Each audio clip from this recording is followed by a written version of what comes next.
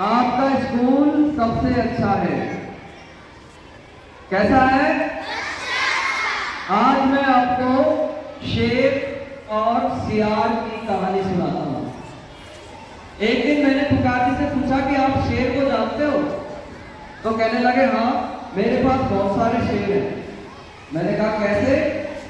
तो कहने लगे मैं शेर और शायरी की बात कर रहा हूं और मैं यहाँ शेर और सियार की कहानी सुनाने जा रहा हूं। सियार जानते हो? सियार जंगल में एक कुत्ते के जैसा जानवर होता है। वो बहुत चालाक होता है, चापलूस होता है। तो एक जंगल में एक नदी के किनारे एक शेर रहता था। एक दिन उसके पास एक सियार आया। कौन आया? सियार। उसने शेर से कहा कि महाराज, मैं आपकी सेवा किया करूंगा, बस इसके बदले आप मुझे खाने के लिए आपका बचा हुआ मांस दे दिया करें। यानी कि जो शिकार आप करेंगे और फिर जब आप खा लेंगे तो उसमें से जो बचेगा, जो बचा कुचा मांस बचेगा, वो मैं खा करके अपना पेट भर लिया करूंगा और आपकी सेवा कर दिया करूंगा। तो शेर इस बात को मान गया और उसने उसको अपने साथ रख लिया। फिर क्या हुआ, धीरे धीरे ऐसे ही चलता रहा।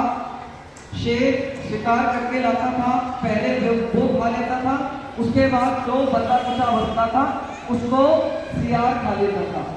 और बचा कुचा मांस खा खा करके सियार तगड़ा होता गया, शक्तिशाली होता गया, बलवान होता गया। फिर एक दिन सियार ने शेर को कहा कि महाराज, अब तो मैं भी बहुत बलवान हो गया हूँ, तगड़ा हो गया हूँ, शक्तिशाली हो गया हूँ। आज मैं आपको शिकार करके खाना खिलाऊंगा, मैं आपको शिकार करके मांस खिलाऊंगा। तो शेर ने कहा कि ठीक है, पर कैसे खिलाओगे?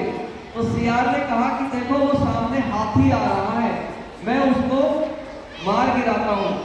शेर ने उसको समझाया कि हाथी बहुत वजनदार और भारी भरकम होता है, तुम उसका शिकार नहीं कर पाओगे, रहने दो। लेकिन सियार नहीं माना। उसने कहा महाराज, आप देख के जाओ कैसे मैं उसका शिकार करता हूं।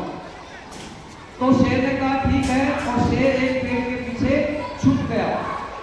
कहां छुप गया? पेड़ के पीछे।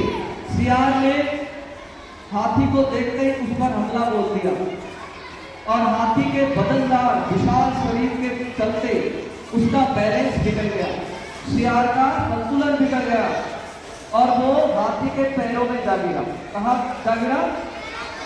पैरों में। और फिर हाथी ने अपना बड़ा सा पैर आगे बढ़ाया और सियार के छाती पर रख दिया और सियार हाथी के पैरों के नीचे कुचलकर मर गया। सियार क्या हो गया? सियार मर गया और शेर माथा पीटता रह गया।